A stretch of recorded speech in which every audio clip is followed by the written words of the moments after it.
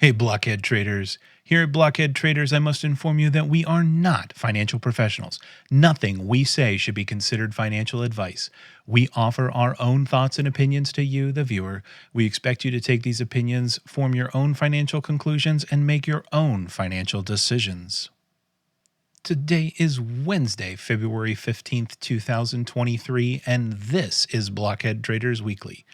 In this week's episode, I am joined by fellow Blockhead trader Viper XL 007, and this week we are going to update on a couple of our 1% trades that we have going. We're going to introduce a new strategy that Viper is deploying in his 1% trade. But before we hop to that, I want to give a shout out to our Discord, a link in the description below. Hop in there, say hello to myself, Viper, any of the other Blockhead traders. Love to hear what you're trading, love to hear what you're interested in. You can also find all of my trades, the good, the bad, and the ugly at thetagang.com/sprocket888. This is also available wherever you get your podcasts, so be sure to subscribe. And if you can't find it, let us know and we will get it there. But let's hop to this week's content. Viper, what a recording we had last week. I encourage you to go back and listen to it. It was a little bit of a snafu. And this evening, we had our special glasses that Silverback brought us that we used for the show. But in the special occasion last week, I got these beer. We should start a podcast. And we had so much going on, and we already had our glasses. So I saved this one for this week. So I will be partaking in that this evening. And I want to recap some of our 1% trades because we got a new one coming out. The markets have continued their no fear environment, let's say, so far for 2023. We've gotten through another Fed hike where we're up another 0.25%. We had a CPI index come out this week where it came in a little bit hotter than people thought, and the market seemed to kind of shrug it off. Today, there was some consumer spending that came out quite a bit hotter than people had expected, kind of showing the resiliency of the consumer. And I know this is just all kind of macro environment, which to some degree matters. And so we'll just kind of mention highlights here. I know in the Discord, I've long said that as long as the consumer kind of keeps spending, it keeps this machine propped up. And it's real interesting. I've noticed the media has doubled down on their no landing talk. So I don't really know how that works. But I really about fell off my chair the first time I heard it because there's all this, soft landing, hard landing. We're going to soft landing. And then I don't know, it was a week or two ago. They're like, we might have a no landing. And I'm like, over forever. I'm like, clearly we don't understand how gravity works. But So the big question will be if we should start a podcast beer tastes as good as this podcast sounds. Oh, that is true. I am quite confident in it's what it's going to come out as is just excellent. Well, I have to say the audio quality of our podcast is just superb, but it's pretty good. It's pretty good. It's got a real hoppy microphone. Is that what's the style on that? Is it an IPA? It is a double IPA. Yes. They say that how's it taste? Strawberry tropical dank. It is a strata, strawberry passion fruit citra. It is brewed locally here in Columbus at the Land Grant Brewery. Yeah, well, let's hop to 1% trades here, Viper. So let me bring up this chart here. This is where we stand. Don't have a lot of these in flight going on. We still got the city trade that I've got out there. That's that $19 scratcher ticket that's just hanging out there.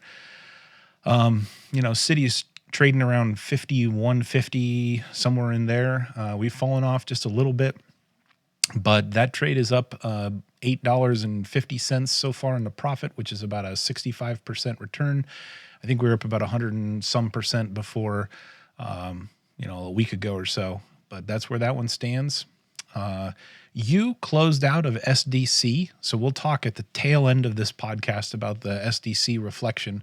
But you rung up a winner there, 16.83% return, about 24, pretty much $25. That was a ring the register, 25.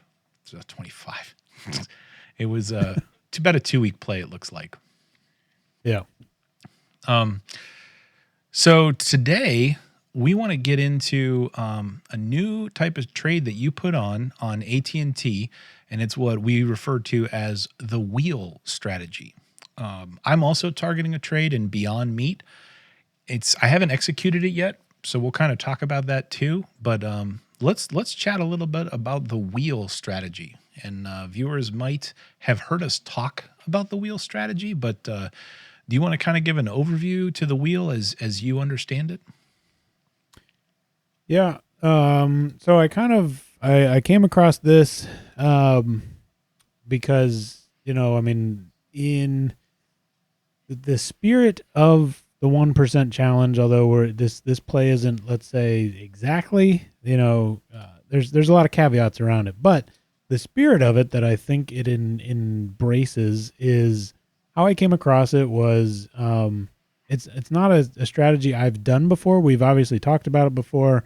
And I just happened to come across it, scrolling through YouTube and recommended videos and stuff. And, actually it wasn't even that. It was, Sprocket that, I took a very quick detour through, covered call ETFs. And that's a whole nother thing that we should do a thing on.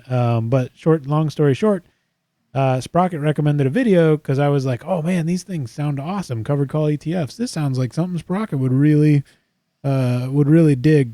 So as conversations happen in our Discord, I brought it up there, and Sprocket was very quick to say, whoa, here, watch this video because I agree. You agreed. Initially they sound great.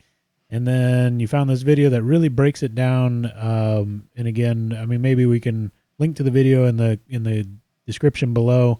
But nonetheless, watch the video breaking down the covered call ETF, and I was like, you know what? That all makes total sense, and let's just move on. So that guy that did that video had another one where he featured the wheel, and so I watched that, and I was like, you know what? That sounds fun. That sounds like something that I could feature here on what we're doing. And so when I say it embraces this 1% challenge, it's not necessarily embracing it on the size perspective. But it is potentially on the size perspective if you had your drip running for a little while. And so in this particular case, we're going to be talking about needing, we'll just call it $2,000. So once your drip gets to $2,000, which could take somebody a while, but it's still on that, we'll call it lower end of an account size. But you're kind of starting to creep into that intermediate zone. You've been accumulating for a while, and hopefully getting some decent trades going, and just or just letting it drip and fill up or whatever. So it's an options thing, and it we're gonna ignore the fact that you could do it with margin, and we're gonna do this all cash secured, or obviously covered call on the upside. So let's hop in real quick and just a real rough sketch of what the wheel is here. So pretend like we have some chart action here. I'm not even going to draw it because I don't want to clutter this up too much, but we basically have price of a chart coming down, and what we're going to do is we're going to sell a put. And this, like I said, you could do this on margin. But for the spirit of, beginner, just barely touching into intermediate, we're just going to say this is cash secured. So remember, every time we talk about options and contracts, one contract represents 100 shares. So you can see this line that I drew here. Well, you can't see, but it's at $15.26 for this imaginary price action we see. So that means $1,526. If you have that much cash in your account and you sell one contract of this underlying at that strike price, then you're cash secured. There's no worries about any margin calls or anything like that. And when you enter this, I do believe, Sprocket, correct me if I'm wrong, when you enter this, that cash is locked. Is that true? That's correct. Yeah. So that'll affect your buying power. And so you don't even have to worry about keeping track of that. Once you sell that one contract, they're going to take care of everything to secure that cash. So the idea is price is coming down, and we think in this case $15.26 is a good price that we would otherwise be okay buying this stock at. And so we sell one contract, and now what we're doing is the price hasn't gotten to this level yet. So what we're doing is we collect premium on that contract sold. We put that premium in our pocket, and that contract has an expiration date, and we just wait. We collected that premium. Now we just ride it to expiration. At expiration, one of two things will happen. It'll either be the price will be below $15.26. We'll get assigned 100 shares. Well, $1,526 in our account goes to buying those shares. We're all squared away. We now have 100 shares of this stock. Or the price does not drop below that, and therefore nothing happens. We get that buying power released in our account. $1,500 is now free to do whatever we want. The contract expired worthless, and we can reevaluate this. We can reevaluate the chart. Is it at a place where we want to just strike it again? Let's roll the wheel. Let's do it again. Or maybe we just want to pause. Maybe it's at a weird, price action, or just the volatility or the pricing of the options isn't quite right. Whatever. But those are the two options, and we're fine with both of those options. So that's part of picking the right strike price here. Re-emphasize real strongly here, like the wheel strategy is really about, you have to be okay owning the shares. Like, for this to really work and for this to make you feel comfortable, like, you need to want to own the shares, and that goes into your screening criteria. So it's not maybe we'll talk about it, but this is a share, this is a stock you want to own. Yeah, absolutely. And when I show the actual play that I put on here, like you said, we'll get into it a little bit more, but I definitely struggle with that just getting into this strategy, and I'll explain that more. So price falls, we get our assignment, we have these 100 shares. So now the wheel is actually rolling. And so we have, just follow this arrow, the price goes down. If we did our strike price selection, not perfectly, but just, close enough. First of all, we collected premium, so our cost basis is not actually at that $15.26. Our cost basis break even is a little bit lower. We'll see that on my actual play. And then what we want to do is we just kind of sit on those shares until we see a good opportunity to now sell a call. And always we want to pick a strike price in profit from whatever we sold, and our cost basis on these shares was. So in this particular case, I just threw a line down at $15.90. Let's just say the chart was showing that's an important level or whatever. That's a place where I want to sell. So I'm going to sell an option call at $15.90. And this is literally just the reverse of everything I just said. We're waiting for price to go up, and at expiration, we're either above it and those shares get called away. We go ahead and take the profit as if we just sold those, and we've already pocketed the premium. And now we're back to where we were. We've officially done our little wheel, and we're back at X marks the spot, the beginning, where we're going to look for a setup to sell the put. So that's the gist of it. And certainly if any of that sounds, the terminology or anything like that, go back, find some of our previous videos talking about options, options for beginners, all that kind of stuff. This is all utilizing the most basic forms of options and the most approachable, in my opinion. Yeah, Viper, let's just run through this a bit of a hypothetical. Let's take you are the side of the trade that you want, and I know sometimes people get confused on puts and calls and what's what, and so we'll talk through an example. But before we start that, the easiest way that I like to remember it, and I'll reemphasize this, I try to say it when we bring it up, a put gives the option holder the right to put shares to somebody else. Okay, so the option holder has the right to put shares to somebody else. The option holder, so the rights always go with the person that owns the option, that bought the option. They're the ones that have the rights. If you hold a call option, the holder of that option has the right to call away from the other party those shares. So that's why it's called a call. They have the option to call away those shares. And that right always goes with who holds the option. Think of the option like a coupon. So in this case, Viper is selling the option. So he is not the option holder. So Viper, he's like, hey, what's your strike again? Sorry, it's 15 something. Yeah. So yeah, let's do this. Let's say, all right. So let's say current price is $16.50. And Sprocket, you're a big AT&T fan, and you're currently holding 100 shares of AT&T at $16.50. We get to chatting, and I say, you know what? I'm looking to buy.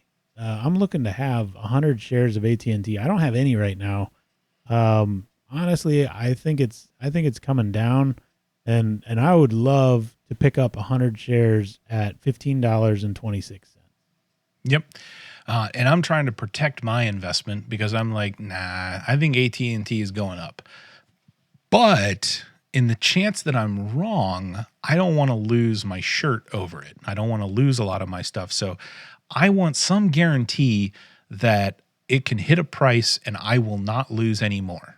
And I'm like, look, if it gets below 15, I don't want it. I want it out because I'm obviously wrong. But, it could gap down or really plunge, but I want the guarantee that I can sell those shares for at least $15. I'm like, that way, worst case, I sell them for 15, I cut my losses and I move on. So Viper, let's make a deal, let's, I'll tell you what, I will give you $14. So 14 cents per share. If you promise me you will buy my shares at $15 if I ever need you to in the next, 30 days, a month. Let's just do this for a month. So in the next month, if we ever drop below that, I need you to promise me you'll buy them at 15 and I'll give you $14 for that promise. Yeah. I mean, that sounds great to me because now my internal thinking is that's the price I want. He's going to give me $14 for this promise. He's getting that guaranteed price that he wants. I'm collecting $14. I already wanted to buy it there. So yeah, give me $14. And I'll still buy what I wanted to buy, if price hits that. Yep. Right there. You just witnessed an options contract exchange. Viper just sold for $14 a coupon to me. And should the price drop below, he's promising to pay it. I had to pay a premium for it because I'm like, well, it's insurance money. So he's got to be compensated for his risk. And that was a sale of a put. And in this particular case, that was obviously cash secured. As we discussed, I have the money ready to go. If somebody's more familiar with just straight share trading, that was my limit order. I had a limit order in here, but we utilized the power of options to squeeze a little bit more flexibility and guarantee out of the thing. So now we fast forward, and sure enough, it happened. It dropped down. The contract was executed. I, picked up those shares from Sprocket. He got his guaranteed price out of it. And now we're just flipping the script, and it's going to sound like an awfully familiar script. I'm going to say, okay, so now I'm holding these 100 shares. And I'm going to say, you know what? I like where I got in. I got in at this, 15.26 minus the 14 cents, but we'll keep calling it $15. I got in at $15, $15.90, $15.90, going up on $16. That's where I just want to sell these things. I'm holding these. I just want to take some profits. and just kind of move on and look at a different play. So Sprocket comes into the equation and is thinking what? I'm like, oh man, AT&T's going back up. If we get to 16, we're going to go to 17. And I want to buy those at 16. But I don't want to buy them before they get to 16. I want to make sure that we get past 16 first and we're well on our way to 17. So I need the opportunity, the promise that you're going to sell me those shares at $16 no matter how high AT&T goes. So if AT&T gets to 17, you're going to sell them to me for $16 a share. And in order for you to do that, I'll tell you what, I'll give you 20 cents a share if you promise to buy them at $16 a share. So every contract is 100 shares. So I'll give you 20 bucks if you promise to sell me those shares at 16, no matter how high it goes. What say you, Viper? I say, you know what? That sounds good. 20 cents a share. I mean, that's $20 to still unload the shares that I wanted. I do not share in his hopium moon dreams here of $18. And I say, you know what? I was going to sell at $16. I want out. And if you notice, that 20 cents per share was higher than the 14 cents on the way down. So what gives there?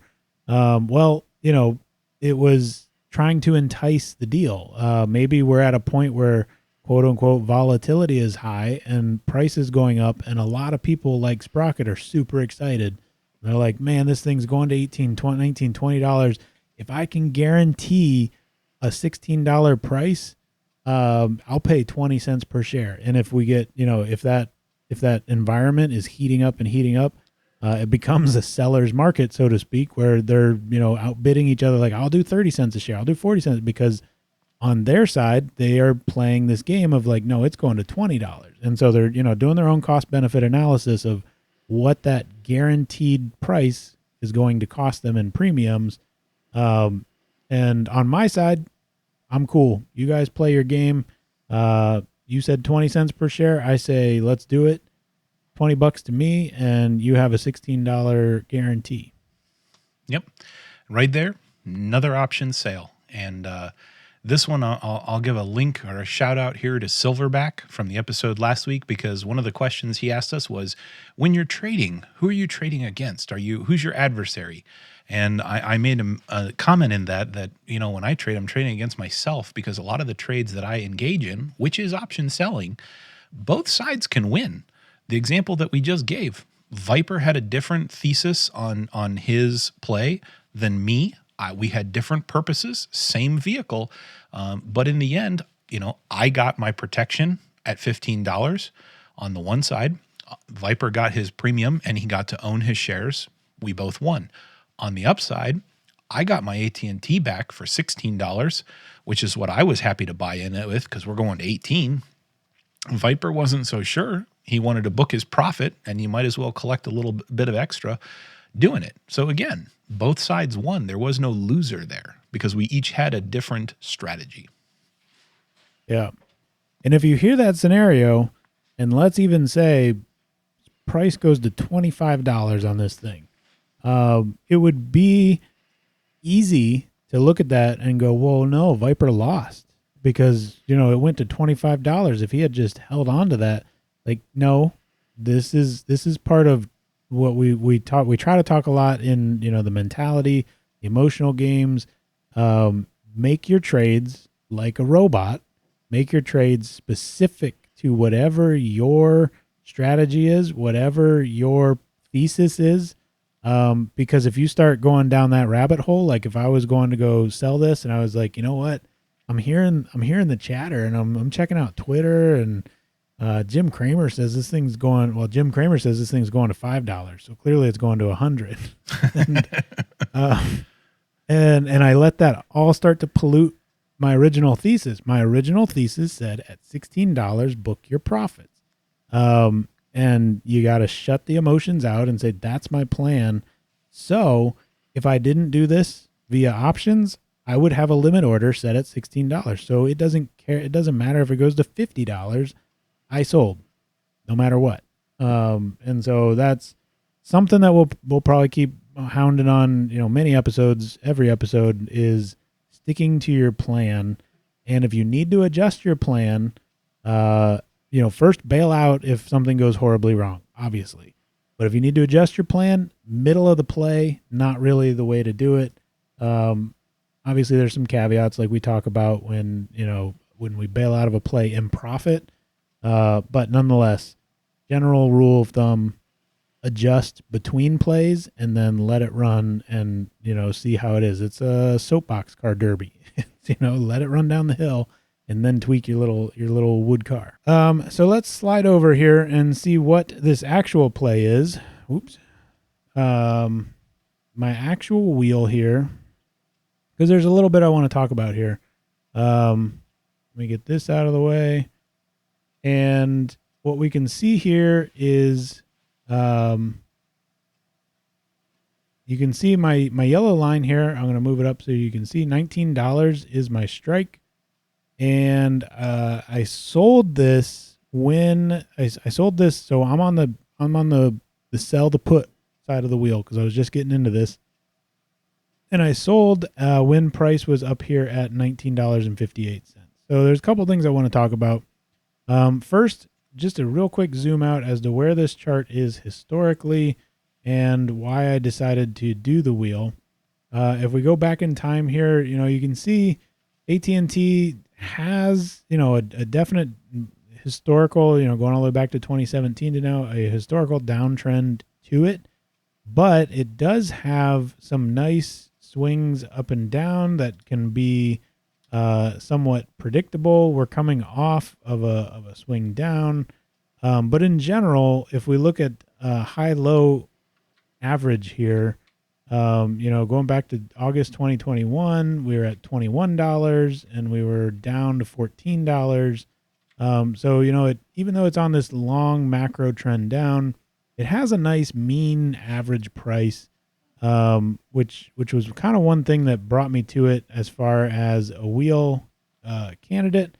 Like I said, maybe I find something as we get going here that I don't really like it, and I don't stick around on it. But that was one thing that I thought was important for beginning the wheel. I want to do a slow wheel. In a little bit, Sprocket's going to talk about maybe some faster wheels. I want to do a slow wheel where when I get assigned, there's not a ton of downside risk before we get a little swing to the upside. I want to make sure that I can exercise the wheel consistently and over time, because again, this is my first wheel. And so I just want to take it easy, as easy as you can. And let's see where this thing goes. So that was part of why I wanted to get into this. And now when I actually made my actual entry here, this is where I struggled a little bit because I've certainly sold my share of naked puts. And in a naked put, you're actually trying not to get assigned. I mean, that's part of your risk mitigation thesis is whether or not I get assigned. But in most cases, when we talk about naked puts, we're premium selling. And so our focus is on some nice, big, juicy premiums. We grab it. We don't wait for expiration. We wait for some theta burn or, other factors that lower the price. We buy it back. We get out. We roll forward. So I'm definitely struggling with some of that mindset of when I opened this, we were coming down here and I identified $19 here on the chart, this big fat yellow line. I was like, that's a pretty solid level that I don't think it wouldn't surprise me if we don't break that. So we came up, we gained it, we slipped it, but we put in a higher low from way down here. We came up and gained it again. Then we got our support off of it and put a higher high in.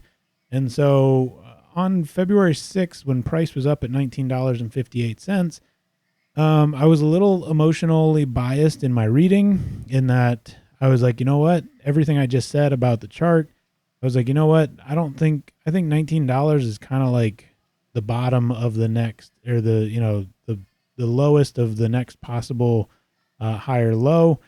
And so I'm just going to sell it now at 1958. Nothing on the chart said that it was done dropping. And that's where a couple things went not as efficiently as they could have. And the number one thing in that is the is definitely the premium that I collected. So I did not maximize the efficiency of my premium collection because we were mid downstream here. There was nothing in the chart that said we were done or leveling off. We were just dropping, and I just kind of emotionally jumped in of like, yeah, see, here's a higher high back here. We're just going to bounce off that. And I tried to tell the chart what to do. And that's never a good idea. However, through it all, I believed in my $19 strike down here. But you can clearly see, obviously, you got to be careful, hindsight and all of that. But we had some pretty big down days to get to 19. And now, fast forward, we're kind of leveling off. So this leveling off that we have right here is kind of what I'm talking about as far as, not jumping in mid downtrend. Jumping in after getting a little bit more of that, I can say I've been watching the premium on the call or the put that I sold. It got up to, so I sold it for $14 up here.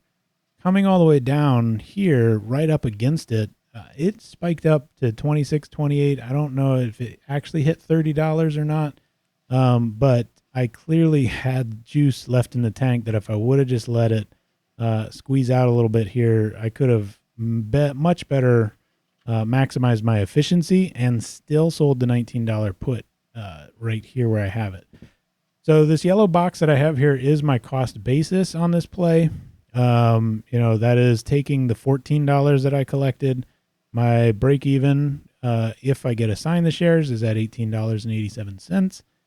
And here's where I'm still struggling with that mentality of to be assigned or not to be assigned. I mean, the yellow vertical line is expiration. So no matter what, the wheel is take it to expiration and you got what you got. I do like the $19 strike here, and you can kind of see we're at least bouncing on it, kind of like I thought. So it'll be interesting to see what happens as we go forward here. But this is at least the situation as I saw it, as I called it, and where we're at. Yeah, very good. Very good. First of all, my comments on the wheel are I actually believe that the wheel is one of the best ways for a beginner to enter the options world. So I'm kind of glad you stumbled upon the wheel on your own a little bit and kind of started entering it, because I think it's a really good way for a casual investor to learn about options without really getting too confused about options. Because like we mentioned, your goal is you want the shares anyway. And so to me, that beginner has to think, okay, the only difference here is this isn't a limit order. This isn't a market order. It's a different type of order, and they actually pay me to make the order. Now, I do things a little bit different than you when it comes to the wheel. So for me, I'll just touch on a couple of things. I want to make sure that in the wheel, I am lowering my cost basis by as much as possible. And the way that I do that is I make sure that I am selling the option that has the highest premium available. And for me, factually, that is the at the money option. So whatever option is at the strike price, when the price is at that remember, it's a bell curve. So a couple of episodes ago, we did the distribution of theta and premium in an option. And there's always the most premium at the strike. It falls off the further above or the further below you get. So when I want to wheel something, I'm going to do basically what Viper did. I'm going to look at the chart and I'm going to establish a particular level that says, hey, here's a level that I'm okay to buy at. And I'm going to wait for the underlying to get to that strike. And that's when I'm going to sell the put. So in the case of AT&T, I would have waited until we got to the $19 strike, and I would have sold the put at that moment that we were at the money. And I just checked the option chain, and that would have probably been about $35, Viper, on a 1 month out strike for AT&T. And that's going to maximize my premium. Because if you do this on the tail, like where the distribution is falling off, it's safer. and you might get to keep the premium and not get the shares because it's it's a little bit farther out there. But if your goal is to own the shares and 19 is your strike, you're going to get paid the most on that order when you sell at the money. So that's a big difference for me. The other and go ahead. And before you go to the next one, let's just visualize that real quick. If we hop back over, because that's a really good point. And, while I said I wish I would have optimized that premium I collected, here's exactly what that means. So the premium I got, like I said, the yellow box is my break even. This red line is my break even line. And remember, even though we're wheeling, even though we say we're okay holding it and all this other stuff, like we still want to sell these things back. We still want to make profits. And in my case, at $14, I have to, when I get to the other side of the wheel and I have these shares assigned to me, and now I'm starting to look for calls to sell, I have to sell calls above $18.87. That's my break even. Otherwise I'm taking a loss. And why did I even do this then? So in the case that Sprocket just laid out of $35, that all of a sudden drops, that would expand. And we certainly got there. Clearly the price got right up to the strike. That would bring this all the way down here to 1865. So now we have a lot more buffer room here where the break even comes all the way down to 1865. And on the other side of the wheel, I now have all of this space in here that I could start looking, depending on situations. You want to try to set your call higher than that, but in a worst case scenario, you have more buffer to get that call strike in profit. Yep. The other piece that I'm going to talk about here, and I'm actually going to switch to an example because it's kind of my next 1% trade, is I typically screen the wheel strategy, not just based on the ones that I want to own, like Viper said, because sometimes the things I want to own just don't have a lot of volatility. And for me, I want that volatility in there, and I want that to be high. So in the case of AT&T, it's fine to take this trade if you want to own it anyway. Like I said, it's a win-win. You get paid to take the order. But a lot of times I want to try to get the maximum premium. And so I will look for things I want to own that have high volatility as well. So I think this particular AT&T is somewhere in the order of like 20% volatility, which is somewhere around like a 6 or 10% IV rank.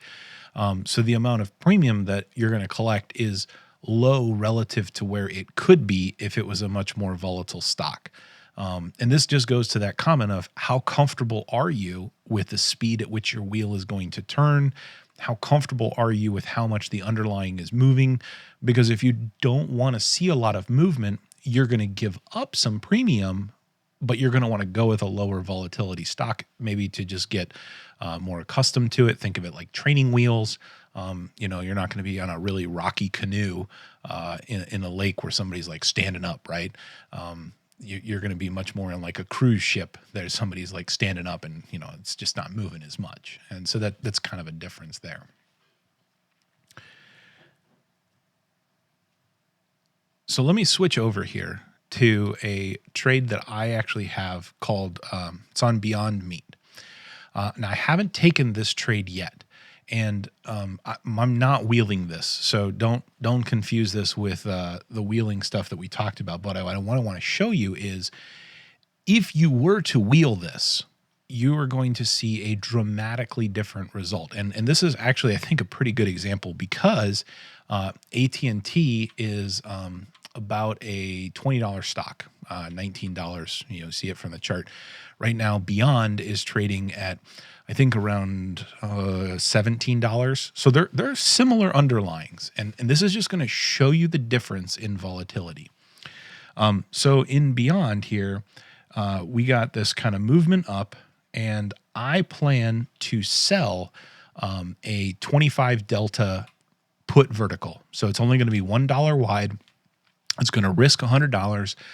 And right now, a $1 wide put vertical at a 25 delta is going to collect 44 cents or $44. giving me a 44% return. So I haven't executed on this. We're going to put it on the 1% trades in the future. But what I want to do now is talk a little bit about if I wheeled on this.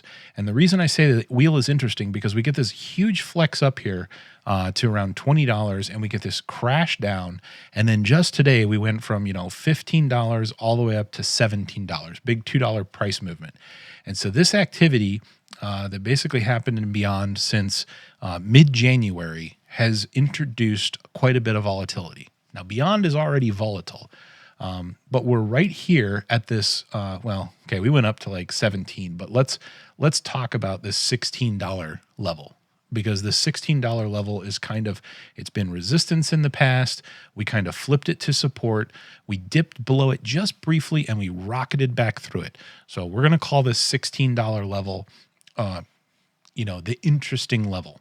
And if I was going to wheel this thing, we are really close to that 16 level, I would sell a put against that 16 level. So let's take a look at the option chain. I'm going to look at AT&T first because let's pretend that AT&T is right at the money, which it pretty much is at $19. So this is the option chain of AT&T.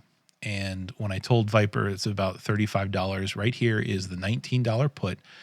Going between 30 and 32 cents, so about $30 at the money.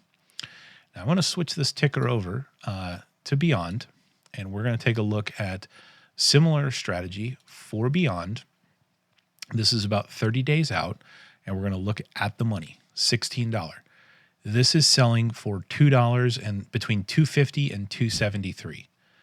So here's the big difference, okay? Almost the same underlying. Beyond has 160% volatility. AT&T, let's hop back to it, was about 23% volatility. The IV rank, which is where is it historically, was around a 6% for AT&T. And Beyond, in its historical volatility, is currently at a 63% IV rank. And this is the big difference between volatile stock and non-volatile stock. Is Viper could collect $30 at the money, where Beyond is going to collect probably in the realm of $260. Same size underlying. Yeah. And real quick on that, we talked about the speed of the wheel. That those two values, just think of 6% and 60%, that really encapsulates the two ideas going into this. My idea, like I said, looking at that chart, was $14 to $21. This is the range that AT&T has lived in, and why I'm okay wheeling in this area, because risk is always lose your investment that you put in. Whatever I paid those for, it could go to zero, but the probability, that IV rank percentile, the 6%, it is within a 6% threshold of historical volatility. It is doing what it does, and it's just kind of a slow swing up and down as it goes. And so therefore it is a slow wheel in that if I get assigned those shares and price starts going against me, I just wait, and there's probability, nothing's guaranteed, but there's that probability that it'll take its time and it'll work its way back up. And then I will get my chance to do that. On the flip side, on Beyond, the much faster wheel, the 60%, that thing is going to have much wider swing ranges because of that volatility. And so therefore there's a lot of stress and pressure of seeing that investment swing wildly. And so that's part of what needs to go into the thought process as to if this is a good idea for you or not.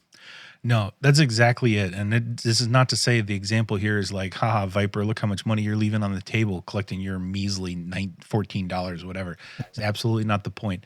The point is you can tailor the amount of volatility, the amount of fluctuation.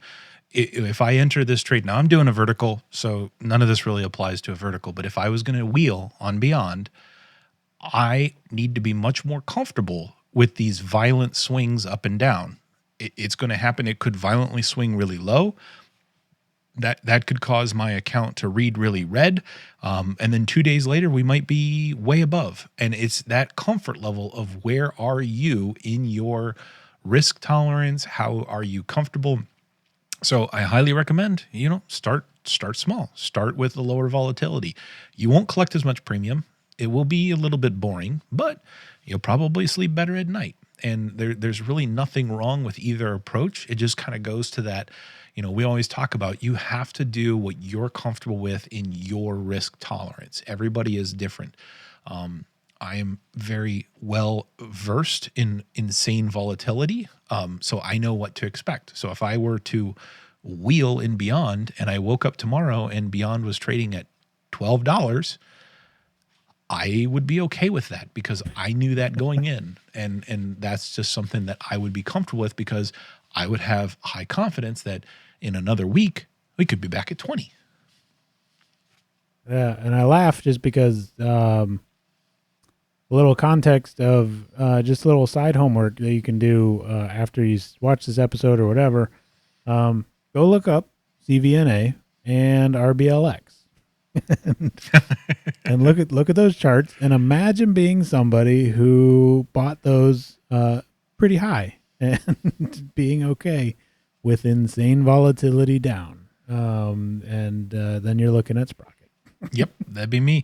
And if you hang out on the Discord, you will hear my good friend in there, Kale146, who constantly is like, hey, aren't you like really green on CVNA by now? And I'm like, nope, because CVNA will be up 30% one day and down 30% the next. And so we're bouncing around with crazy fluctuation. But that is the name of the game of volatility, and that is the bed that I lie in. Yeah. And the last thing I'll say on my choice of the slower wheel is also just as a complement or a supplement to the other strategies, the other things I'm doing, whether it's the share trading or anything like that, straight shares. I wanted to experiment with this both for the accessibility, for that lower volatility, but also just to play around with some slightly more stable plays just to try to, it's not really diversification, but just we'll call it risk diversification of trying to have multiple plays on the burner. And some of them are just a slow pot of water that I'm just warming up versus, searing a steak or something like that. When I'm trying to have some on the top that are a little slower going, and that's okay because I have other things that I'm focusing on and kind of seeing how all of that can mesh together. Yep. So Viper, SDC, let's try to do a brief recap of your time with SDC and your retrospection on it being probably your biggest winner, I think, so far, the 1% challenge. So that's got to feel pretty good to book a nice green back there as far as that play. But let's talk me through your retrospection on that one. Yeah. So this was, if we hop over to the chart, we talked about this one a couple weeks ago. And very important to this is, we also talked about, a thing called float. And I just want to bring that up real quick. It doesn't really play into my play, but I'm only bringing this up because we're talking about this underlying. And so I don't want somebody to be like, oh, they're talking about a 65-cent stock. I should go scrape those. Like you can see down here, well, maybe it's not super easy to see, but this blue line is the estimated outstanding shares that are floating around out there, and it's 116 million. So on a 65 cent, let's just for easy math, round it out to 50 cents. Somebody could come in with, some, what's that going to be? $65 million and just completely control this thing. I mean, so that's the danger of this. So that also does play a little bit into what has happened as I've played this out. So we see that we recognize this chart from before. The green bar was the level that I saw gained.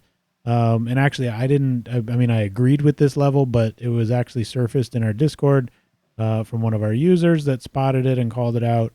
And I was looking for a play. So you remember that episode. If you don't, go back and check it out. So I got into it, and you can see things went pretty good. I mean, we came back, make this a little bit bigger. We came back, and I was in the red a little bit here as we dipped down. My stop loss was down here at 47 cents. So we never really threatened that. And then we finally got it together, and we got a couple days here of a really big push up. And this was just one of those things that my take profit bailout was at 76 cents. That was my exit of the entire play. We came right up here to 74, almost 75 cents. I was 1 penny off. Man, therefore, so close. Wah, wah, no fill for me. And then we started coming back down. And so a couple things on this ride back down. First, emotions kick in. I was like, dag nabbit, like so close, and we're coming down. It's over. Like, I mean, there's, all those thoughts creep in of like, it's over, just bail out. And I was like, no, like, stop it. That's, those are the thoughts you got to fight. And so I was like, but let me look at this reasonably and say, where is my bailout now? Because a couple things. We came right up to this. I could keep riding this trade out. I could keep riding it out, ride or die, hit this profit, or go to my stop loss target. Those two things, let it go, never come back. I don't really believe entirely in that because we were so far into the profits. We were 1 penny away from original plan on this play. So when you get that close, absolutely bring the stop loss up into profit and just say, you know what? We didn't make it there, but if you're running the 3-to-1 or 4-to-1 ratio of risk to reward and you get within a penny of your profit target, then that means you've probably seen some levels appear that are decent levels to set a stop loss at, and bring yourself up on that technical analysis of where those levels have appeared and go ahead and set your stop loss there and don't worry about it. In the sense that you're now in profit no matter what happens, barring, of course, a big gap after hours. But, and so that's essentially what I did. So I looked at this as we were coming back down. I was like, don't just panic and bail out just because, you're just missed by a penny, but still be pragmatic and let's make sure that we get our profit out of this play. Don't waste it. And so what I saw as we were falling down here around February 6th or so, as we were coming down, but no support had really been found. I looked at the chart on a couple different time frames, but basically right around here, 64 cents, there's just a little hiccup here that, again, on lower time frames, you can see the level back here from January 18th. You can see it a little bit better, and I was like, you know what, that's an important level to me, and I really don't want to lose this level. I really have much less tolerance for this stock because, like we said, it's in, I don't think it's quite actually, I don't even think we know what it does. It's not a pharmaceutical, but it's this low float thing, and I just don't want to have tolerance for letting it hang around and, risk it gapping on me and just really getting into a mess. So I was like, you know what? Here's a level. I like it. I don't want to lose it. If we lose it, I'm out. Let's just be done with this and book a win here. So that's exactly what I did. I set my stop loss right here at 64 cents. As you can see, we hit down to it. I honestly don't think I set it. I don't remember when I set it, but this wick wasn't where I got filled. So I must have set it after we got a little bit of a bounce here. But nonetheless, we tried to come up and we dumped down. Now, this is a move in general that, isn't the greatest move, but it wasn't the end of the play. As you can see, it did come down here and kind of put in a low that kind of matched this low back here. And then obviously the power of hindsight, it's like, oh, now it's coming back up. But that's fine. It can do whatever it wants. Like I said, I had a low tolerance here. I said, I don't want to lose this. If we lose it, I'm out. I want to get moving on and find some, not so sketchy, low float share plays. So that's what we did. And we booked a nice little win. And and I got out of the 1% profit range and 16x'd it to 16%. Yeah, no, definitely. That was a good play, and it probably felt good to book a win like that. So look what 23 is bringing us already. $25. Here we go. So that brings us to the end of this week's episode. Like I said, like to bring these different strategies that some of us are familiar with, some of us are experimenting with. Really, I think that's one of the nice benefits, not intended initially with the 1% trade, but it really seems to be how it's working out. We take different spatterings of different strategies to kind of highlight the mechanics of them and talk you through them. So this is the wheel, and I encourage you to look more into the wheel. I do firmly and strongly believe that the wheel is one of the best ways for a beginner to get into the world of options, because the outcome of the wheel really ends up being the same thing that traditional traders or investors might get, whether longing or shorting shares. You just take this intermediary step where you touch this thing called an option first. But really the consequence of doing that puts you potentially in the exact same situation that you would have been in should you have purchased shares off the market. The only difference is you get paid just a little bit to take that extra step. And a lot of times that can be worth it, especially if you're going to do it anyway. You might as well not collect a little bit of extra coin on the way. Good luck out there. The markets really seem to be showing absolutely no fear. Recently, the S&P has now crossed above its 200-day moving average. Really, it's all signs are pointing to bullish. I'm still very skeptical on things because, man, did I get stung so hard in 2022. It's probably going to cause me to be late to the party, but I guess that's where that risk tolerance and comfort comes in, and I'm okay if I miss a little bit of the party.